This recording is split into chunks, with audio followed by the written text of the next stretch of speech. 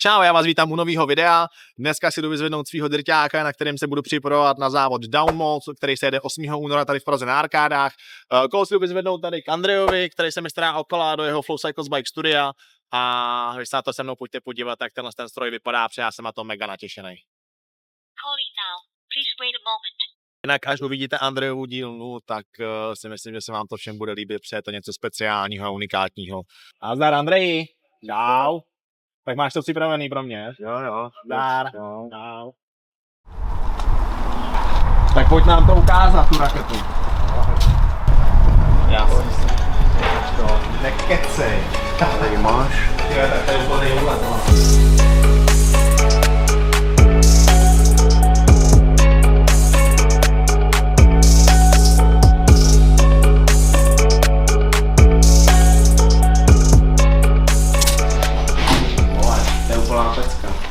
Já jsem na drťáku třeba rok a půl nejezdil, jo, a kola beru obecně jako spotřební věc, že radost toho mám, ale z toho mám fakt radost jako brutální a to fakt vypadá fakt jako pořádná raketa.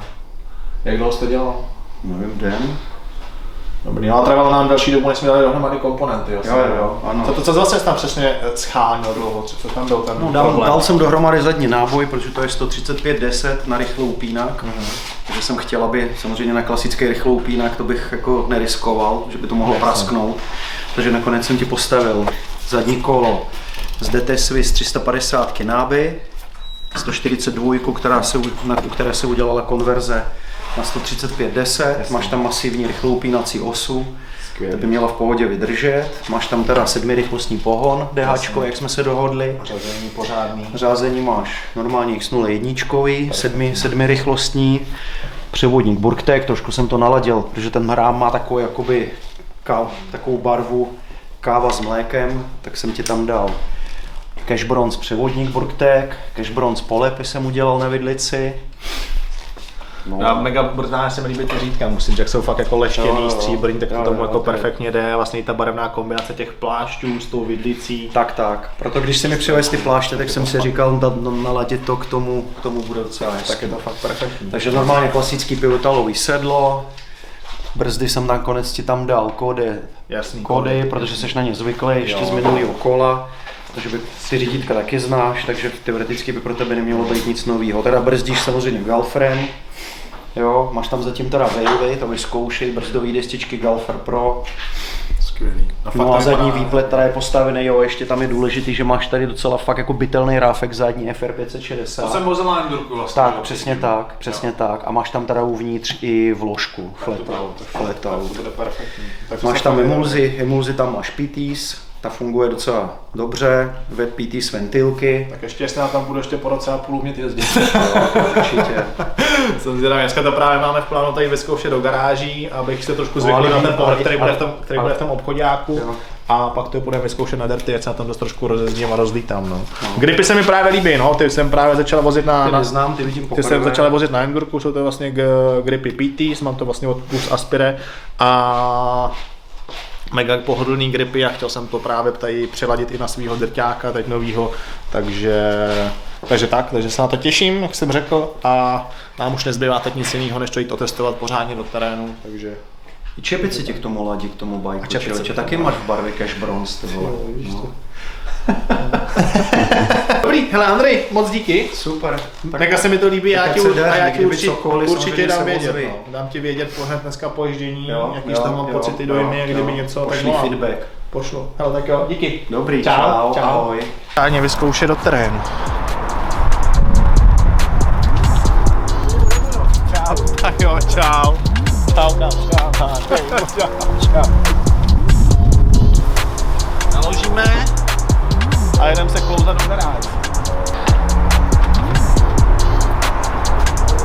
Dáme krám.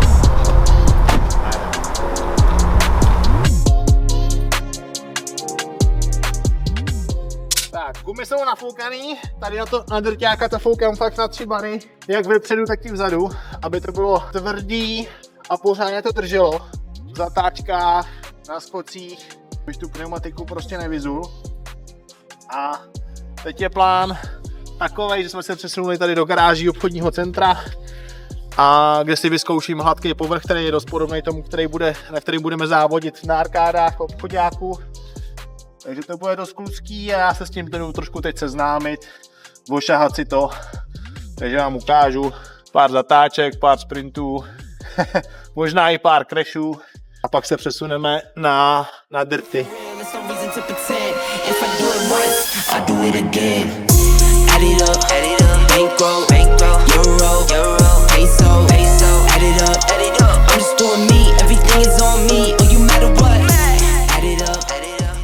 Takže povrch, který je docela klouže. Když se takhle podívám na to kolo, to krásně takhle bruslí na tom.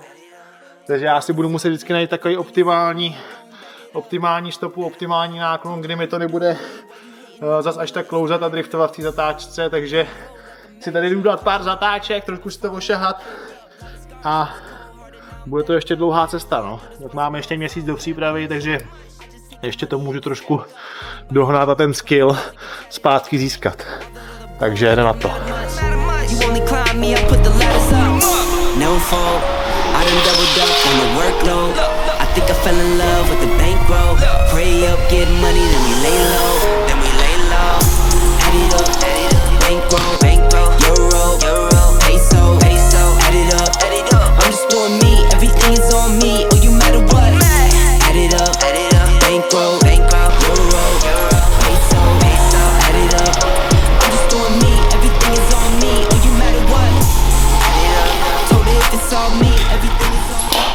Nejhorší jsou tady tyhle kaluže, na které jsou ještě zmrzlý, je to led. A říkám, v té tmě se to střídá, že to člověk chvílema vidí, chvílema ne. A je tam pak prostě těžký odhadnout tu rychlost a ten náklon, kdy vám to prostě podklouzne nebo nepodklouzne. Takže jaká písemka dneska.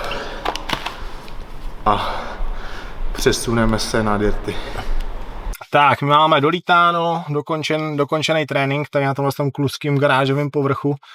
Nicméně na tom kole se ještě necítím úplně dobře, takže to budu muset ještě dohnat. Mám naštěstí ještě pár týdnů před sebou do downmallu, takže to jsem rád. No a taky to je tím, že jsem na tom dirťáku prostě rok a půl nelítal a hledal jsem ještě limity v těch zatáčkách, jak moc rychle můžu jet, jak moc to můžu naklonit. Takže tohle jsou takový detaily, který je potřeba dopilovat a na tom já teď budu pracovat a soustředit se pouze na tuhle věc. Teď jdeme na dirty, kde vám ukážu, jak vypadá další můj trénink, když nelítám na kluském povrchu. Takže se jdem trošku rozdirtovat a tak. Tak, my už jsme dorazili na dirty, jsme na místě činu, takže já si tady jdu rozlítat na něčem menším. No a pak trošku zostříme, pak si tam nějaký rychlejší jízdy s nějakýma sprintama a tak dále. Nicméně na ten největší žáb se pravděpodobně dneska nedostaneme a to jsem se na něj tak těšil, protože tamhle jsou mega kousky ledu před nájezdem a tam se letí rychle, takže to asi úplně dneska hecovat nebudeme a necháme to na to, až bude počasí trošku v lepším prostě podmínky budu přát. Tak jedem! Takže první jízda, jdem si trošku ošahat. Všude jsou takhle kousičky ledu.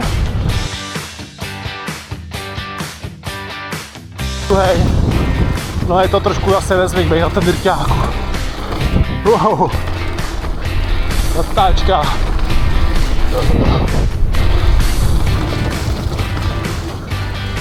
Dirt.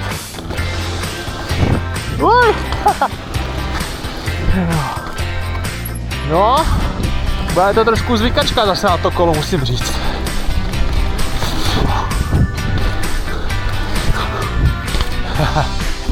Jeden druhá runda. První jump, druhý. Už trošku sprint, utlumení.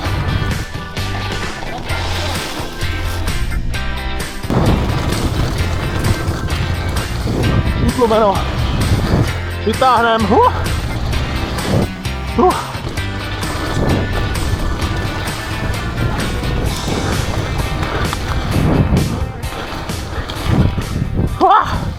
No lepší, hele.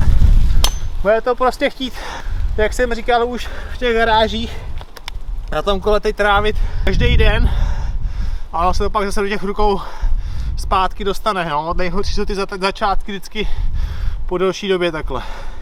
Že jdeme si dát zase pár jízdiček a to bude lepší, lepší a lepší. A zkusíme trošičku zrychlit.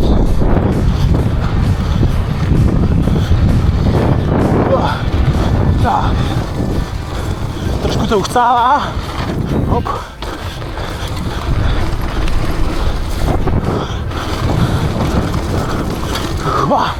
Utlumíme.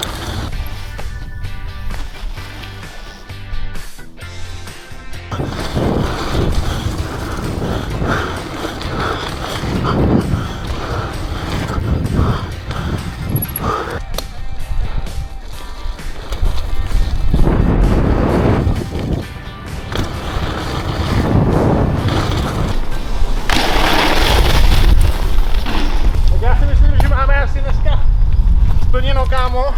Dirťáka jsem si ošahal, trošku jsem se s tím asi seznámil po delší době, takže to vidím jako hlavní přínos dneska. No a teď prostě jenom bude to chtít, abych přípravu dál nepodceňoval a věnoval nejvíc času teď ježděním tady na téhle malé raketce a dělal každý den to samý.